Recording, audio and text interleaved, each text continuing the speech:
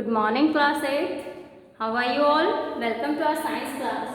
Students, in our previous lectures, we have started our chapter number 7, that's name is Cell, Structure and Functions.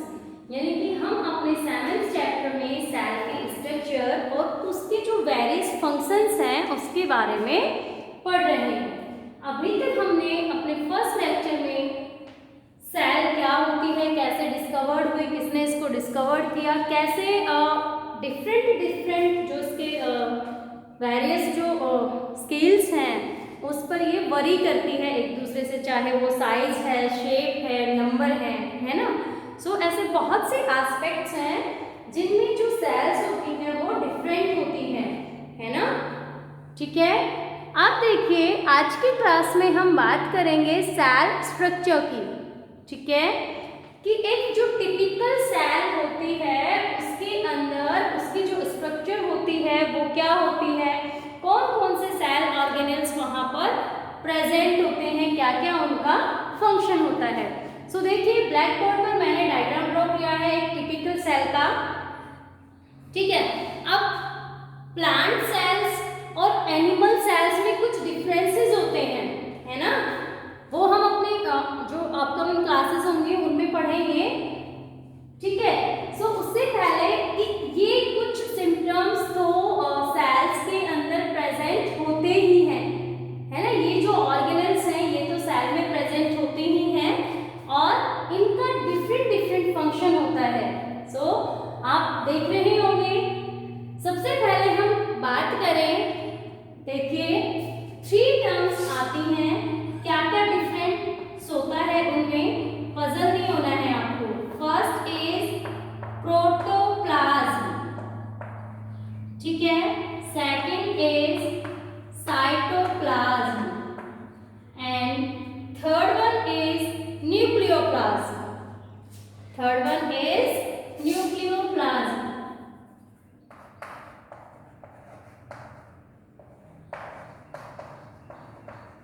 ठीक है, अब क्या होती हैं ये 3 टर्म्स की हम बात करेंगे इस डायग्राम को देख के पहले, देन हम one by one cell organelles और उनके फंक्शंस को डिस्कस करेंगे। ठीक है, सबसे पहले हम बात करें अगर प्रोटोप्लाज्म, तो देखिए जो आउटर मोस्ट कवरिंग होती है सेल की, है ना, जो सेल को एनक्लोज करती है, दैट इज सेल मेम्ब्रेन। क्या है ये? Cell membrane. So cell membrane से कवर्ड जितनी भी लिविंग थिंग्स हैं, इस सेल के अंदर जो भी अलाइव थिंग्स हैं, उन सबको हम क्या बोल रहे हैं कलेक्टिवली? प्रोटोप्लाज्म। समझ आया? सेल मेम्ब्रेन से कवर्ड जो भी अलाइव थिंग्स है, चाहे वो न्यूक्लियस है, एंडोप्लाज्मिक रेटिकुलम है, सो जितने भी ये ऑर्गेनेल्स हैं, साथ में फ्लूइड है, ग्रेन्यूल्स है ना, इन सबको हम कलेक्टिवली क्या बोल रहे हैं? प्रोटोप्लाज्म। समझ आया? अब देखिए थर्ड आता है न्यूक्लियोप्लाज्म। न्यूक्लियोप्लाज्म जो अपना न्यूक्लियस है, डबल मेम्ब्रेन जो अपना न्यूक्लियस है, न्यूक्लियर मेम्ब्रेन से कवर्ड जितना भी फ्लूइड है, जो भी सब्सटेंसेस हैं न्यूक्लियस में प्रेजेंट, उन सबको हम बोलते हैं कलेक्टिवली न्यूक्लियोप्लाज्म। अब टर्म बचती है अपनी cytoplasm.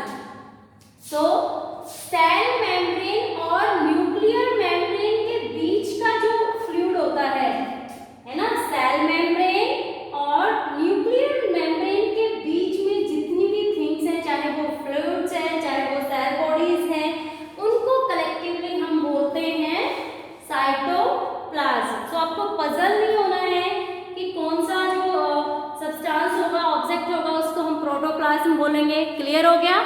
Protoplasm living material of a cell enclosed by cell membrane. Second one is cytoplasm,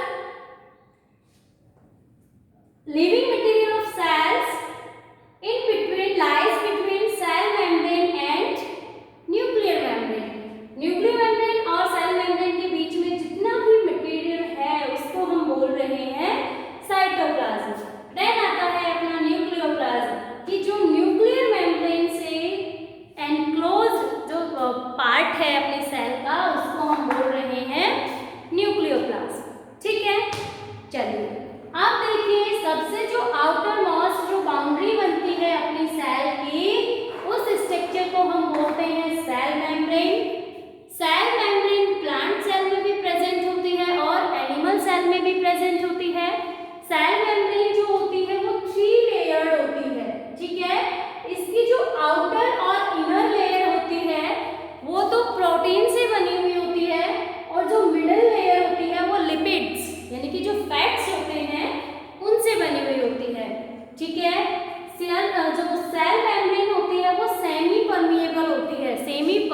या सेलेक्टिवली परमिएबल। सेलेक्टिवली परमिएबल से होने का मतलब क्या हुआ कि कुछ सब्सटेंसेस को ये सेलेक्टिव सब्सटेंसेस को ये अपने से पास थ्रू होने देती है ना। जैसे एक छलनी होती है ना, सील जो होती है छानने का काम करती है ना, वैसे ही सेल मेम्ब्रेन सेलेक्टिवली परमिएबल है, कुछ सेलेक्टिव सब्सटेंसेस को ही ये अपने पास थ्रू होने देती है। ठीक है, समझ आया। Cell membrane outer most covering of the cell, 3 layer, inner and outermost layer are formed from protein and middle layer made up of lipids, fats। ठीक है, सेमी परमिएबल है या सेलेक्टिवली परमिएबल हम कहें। ठीक है, कुछ सेलेक्टिव सब्सटेंसेस को ही अपने अंदर से पास थ्रू होने देती है। क्लियर। उसके बाद साइटोप्लाज्म आता है। साइटोप्लाज्म हमने किसको बोला, अभी मैंने आपको बताया था, सेल मेम्ब्रेन और न्यूक्लियर मेम्ब्रेन के बीच का जो पार्ट होता है, चाहे अब उसमें लिक्विड फ्लूइड्स है या फिर कुछ ग्रेन्यूल्स हैं या फिर सेल ऑर्गेनेल्स हैं, उसको हम बोलते हैं साइटोप्लाज्म। क्लियर। अब देखिए डिफरेंट जो सेल ऑर्गेनेल्स हैं वो प्रेजेंट होते हैं अपने इस साइटोप्लाज्म में, प्रोटोप्लाज्म में। देखिए लाइसोसोम, ठीक है, डबल मेम्ब्रेन एक सर्कुलर ऑर्गन होता है। लाइसोसोम के अंदर एंजाइम्स, डाइजेस्टिव एंजाइम्स भी होते हैं। इसके अंदर जो अपना लाइसोसोम होता है उसमें डाइजेस्टिव एंजाइम्स प्रेजेंट होते हैं, है ना। क्या रोल होता है, लाइसोसोम को हम suicidal bag of the cell भी बोलते हैं। लाइसोसोम को हम क्या बोल रहे हैं, suicidal bag of the cell. क्यों बोला हमने उसको सुसाइडल बैग, क्यों बोला, देखिए सुसाइडल बैग मतलब ये अपने आप की सुसाइड करेगा, अपने आप को डैमेज कर रहा है। तो देखो हमने अभी बात की कि इसके स्ट्रक्चर में एंजाइम्स फिल होते हैं। क्या फिल होते हैं, एंजाइम्स। जब कोई सेल डेड हो जाती है या वर्न आउट जो सेल्स होती हैं, ये जो डाइजेस्टिव एंजाइम्स हैं इस कंप्लीट सेल को डाइजेस्ट कर जाते हैं, इसलिए हम लाइसोसोम को suicidal bag of the cell बोलते हैं। ठीक है, नेक्स्ट आता है गोल्गी एपरेटस या गोल्गी बॉडीज। देखिए गोल्गी एपरेटस या गोल्गी बॉडीज, ये बहुत से सब्सटेंसेस को सिक्रीट करता है। सेल वॉल की जो फॉर्मेशन होती है, सेल वॉल प्लांट सेल में प्रेजेंट होती है, एनिमल सेल में एब्सेंट होती है।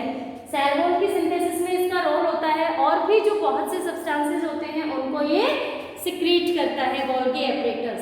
लाइसोसोम की जो फॉर्मेशन होती है, यानी कि लाइसोसोम किससे बना हुआ है, एंजाइम से, और इसका काम होता है सिक्रीशन का। तो ये वेरियस एंजाइम्स को सिक्रीट करता है, जिससे अपना जो लाइसोसोम ऑर्गेनेल है वो फॉर्म होता है। ठीक है, इसके बाद हम बात करें न्यूक्लियस, है ना, important part of the cell nucleus. Nuclear membrane से कवर्ड है, पोरस डबल लेयर्ड जो न्यूक्लियस मेम्ब्रेन है वो प्रेजेंट है। न्यूक्लियस मेम्ब्रेन से जो कवर्ड जितना भी मटेरियल है उसको हमने क्या बोला था, न्यूक्लियोप्लाज्म। इसके अंदर न्यूक्लियोलस प्रेजेंट होती है, एक सर्कुलर स्ट्रक्चर होती है जिसको हम बोलते हैं न्यूक्लियोलस। ठीक है, न्यूक्लियस जो होता है ऑलमोस्ट सभी सेल्स में प्रेजेंट होता है। कुछ एक सेल्स ऐसी होती हैं जिनके अंदर न्यूक्लियस जो है वो एब्सेंट होता है। जैसे अपने ह्यूमन बीइंग्स में हम आरबीसी की बात करें, अपनी जो रेड ब्लड सेल्स हैं वहां पर न्यूक्लियस एब्सेंट होता है। ठीक है, प्लांट्स की फ्लोएम जो टिश्यू होता है उसकी जो सीड ट्यूब्स होती हैं उनके अंदर भी न्यूक्लियस जो होता है वो क्या होता है, एब्सेंट। सीड ट्यूब्स के अंदर फ्लोएम टिश्यू की सेल्स में प्लांट्स की हम बात करें तो, और ह्यूमंस में अगर हम बात करें तो आरबीसी जो रेड ब्लड सेल्स होती हैं, रेड ब्लड कार्डिसेल्स होती हैं, उनके अंदर ये एब्सेंट होता है, कौन, न्यूक्लियस। अदरवाइज ये सभी सेल्स के अंदर प्रेजेंट होता है। इसके अंदर nuclear double membrane, nuclear membrane present होती है जो कि पोरस होती है, न्यूक्लियोलस प्रेजेंट होता है, न्यूक्लियोप्लाज्म फ्लूइड प्रेजेंट होता है, और क्रोमोसोम्स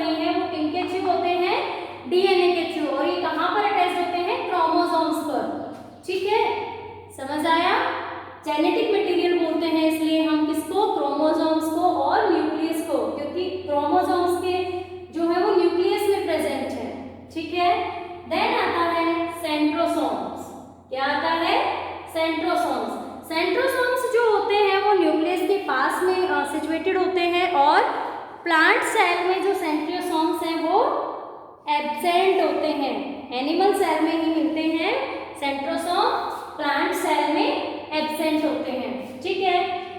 देन देखिए इधर हमने बात की माइटोकॉन्ड्रिया। माइटोकॉन्ड्रिया को हम power house of the cell भी बोलते हैं, power house of the cell. क्यों बोलते हैं power house of the cell?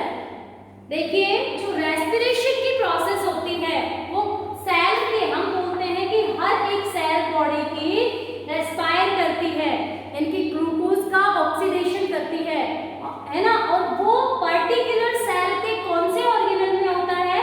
Mitochondria में। रेस्पिरेशन एनर्जी जनरेट करने का प्रोसेस है और वो कहाँ होता है? माइटोकॉन्ड्रिया में। इसलिए हम माइटोकॉन्ड्रिया को power house of the cell बोलते हैं। बता सकते हैं ना हम अपने जो आंसर है कि भाई power house of the cell which cell organelle is mitochondria, तो हम अपने आंसर को जस्टिफाई कर सकते हैं। ऐसे ही लाइसोसोम को हमने क्या बोला था? Suicidal bag of the cell. और क्यों बोला था? क्योंकि इसके अंदर डाइजेस्टिव एंजाइम्स होते हैं जो वॉर्न आउट सेल को कंप्लीटली डाइजेस्ट कर देते हैं, है ना, इसलिए हम उसको बोलते हैं suicidal bag. Clear? Next endoplasmic reticulum. Next जो सेल ऑर्गेनल है वो कौन सा है?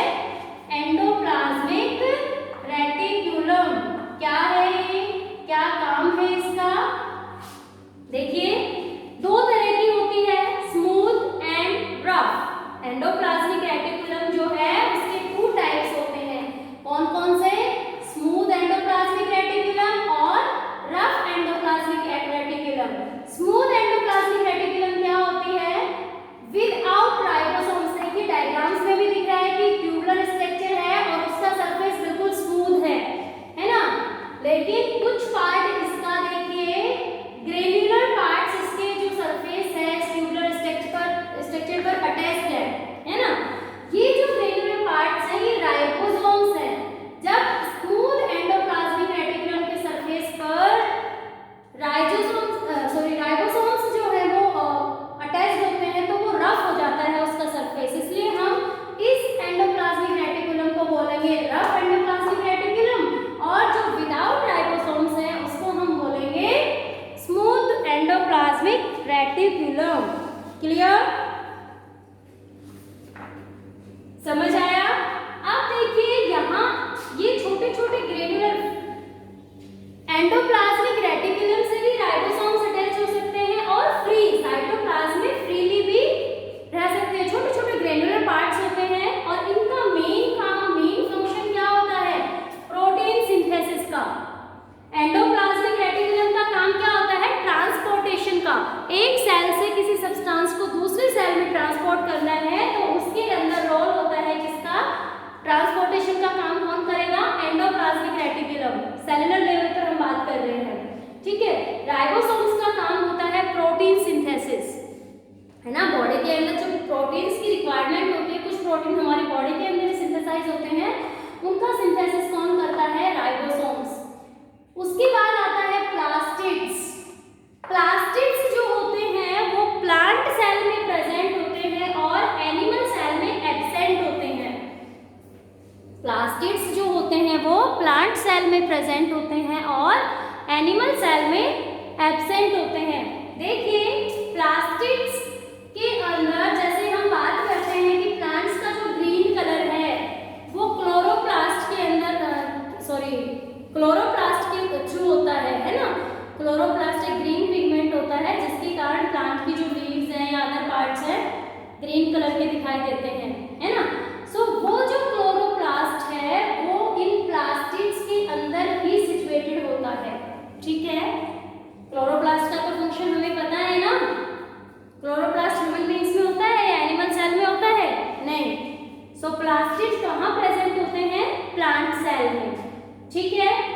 नेक्स्ट आता है वैक्यूल्स। देखिए ये एम्प्टी बैग्स होते हैं, होलो बैग्स लाइक स्ट्रक्चर्स होते हैं।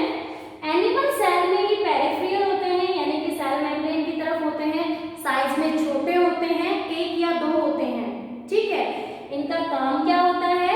या तो ये अपने अंदर गैसेस को फिल करके रखते हैं या सेल के लिए फूड को फिल करके रखते हैं, है ना। एज अ स्टोर बैग ये यूज होते हैं। वैक्यूल्स का काम क्या होता है? As a store bag. Plant cell में जो वैक्यूल्स होती हैं वो साइज में बड़ी होती हैं। एनिमल सेल में तो किसी सेल में प्रेजेंट है, किसी में एब्सेंट भी हो सकती हैं, बट प्लांट सेल में जो वैक्यूल्स होती हैं वो प्रेजेंट भी होती हैं और उनका साइज भी क्या होता है? लार्ज होता है। ठीक है। सो ये एक टिपिकल सेल की स्ट्रक्चर की हमने बात की, जिसमें हमने सेल ऑर्गेनेल्स को डिस्कस किया। डिफरेंट जो सेल ऑर्गेनेल्स हैं उनके बारे में बात की, उनके क्या क्या फंक्शंस हैं, कैसे सेल में वो लोकेटेड होते हैं, कौन से सेल ऑर्गेनेल्स प्लांट सेल में प्रेजेंट होते हैं, एनिमल सेल में एब्सेंट होते हैं, है ना। ठीक है। अब इसी बेस पर हम प्लांट सेल और एनिमल सेल में डिफ्रेंशिएशन कर सकते हैं, उनको एक दूसरे से अलग कर सकते हैं। ठीक है, समझ आया। अब प्लांट सेल और एनिमल सेल में कौन कौन से डिफरेंस होते हैं उनके स्ट्रक्चर में, उसको हम अपने नेक्स्ट लेक्चर में करेंगे। तब तक के लिए थैंक यू।